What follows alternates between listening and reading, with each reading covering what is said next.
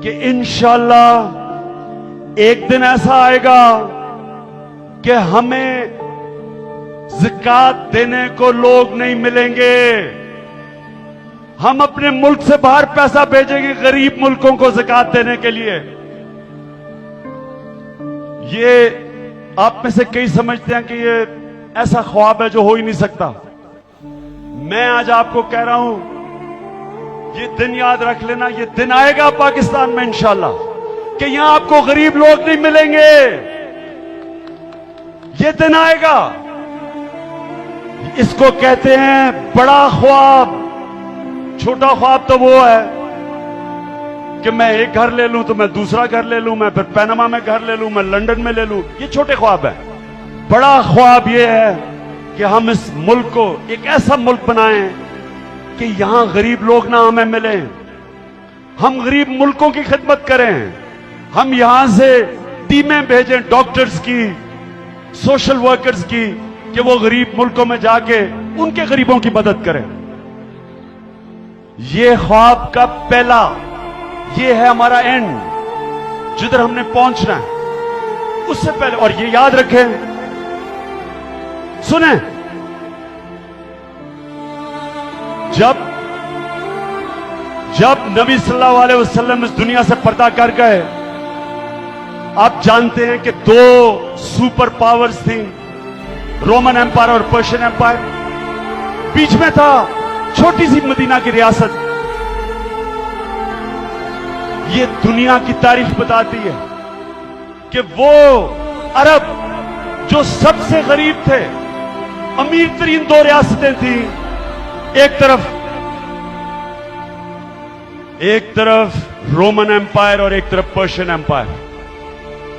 ये दुनिया की तारीख गवाही देती है कि हमारे हबीब, अल्लाह के हबीब, हमारे लीडर, हमारे पैगंबर, जब नबी सल्लल्लाहु अलैहि वसल्लम इस दुनिया से गए, उसके 30 साल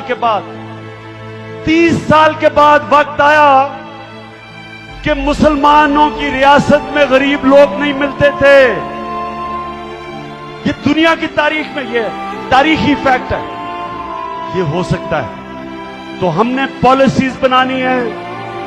जो सारी हमारी पॉलिसीज होंगी, हमने गुर्बत इस मुल्क में कैसे कम करनी है, हमने तालीम का निजाम कैसा बनाना है, जिधर सरकारी स्कूलों में मुफ्त तालीम हो और सबसे अच्छी तालीम हो।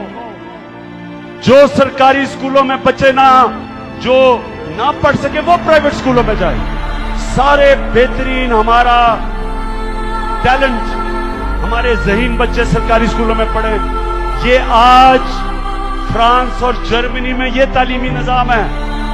बेहतरीन तालीम गवर्नमेंट स्कूलों में मुफ्त, और जो बच्चे गवर्नमेंट स्कूलों में नहीं जा सकते ते प्राइवेट स्कूलों में। उल्टा है जो पाकिस्तान में है। मुझे खुशी है कि खैबर पख्तूनख्वा की हुकूमत ने जो तालीम में जो उन्होंने इस्लाहत की, आतिफ खान या मिनिस्टर बैठे हुए हैं, मैं आपको मुबारक देता हूं कि 1.5 लाख बच्चा प्राइवेट स्कूलों से गवर्नमेंट स्कूलों में गया। आपको मुबारक हो। फिर अस्पतालों में, हमारे सरकारी अस्पतालों में बेहतरीन इलाज हो। हमारे सरकारी अस्पतालों में बेहतरीन इलाज हो। सिर्फ स्पेशलाइज्ड ट्रीटमेंट प्राइवेट अस्पतालों में हो। ये भी आज मगरिब में होता है। और ऐसा इलाज हो कि किसी गरीब आदमी को फिक्र ना हो अगर घर में बीमारी हो। मैं फिर खैबर पख्तूनख्वा को मुबारक देता हूं कि उन्होंने हेल्थ कार्ड निकाला है, हेल्थ इंश्योरेंस निकाली है पहली दफा पाकिस्तान में। 60% लोग खैबर पख्तूनख्वा के अंदर, उनके पास, उनके घरानों में हेल्थ कार्ड है। 5.5 लाख रुपया उनको मिलता है। 5.5 लाख रुपए तक मुफ्त इलाज करवा सकते हैं जाके के।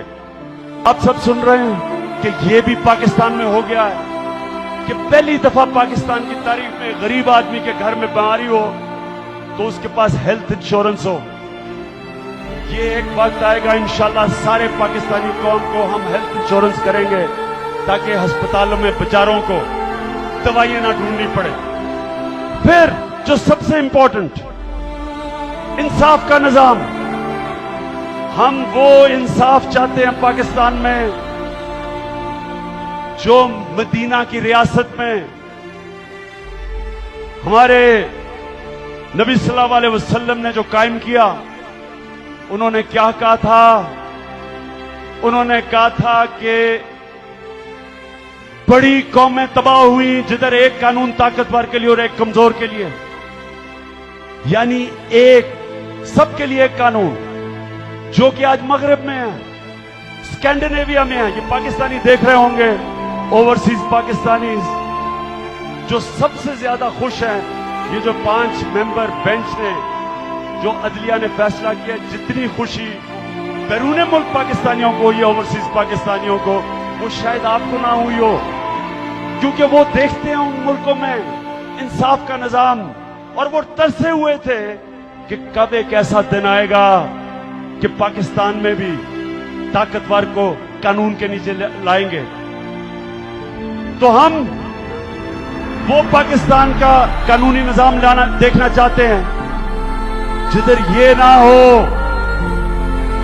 कि एक वो मोटरसाइकिल रोकता पुलिस वाला, वो बेचारा कानून तोड़ा हो ना हो, उस बेचारे को पैसे देने पड़ते हैं। दूसरी तरफ लैंड क्रूजर वाला, वो कानून तोड़ता है, उसे रोकता है, तो वो आगे से कहता है पता नहीं मैं कौन हूं, पुलिस वाले को कहता है।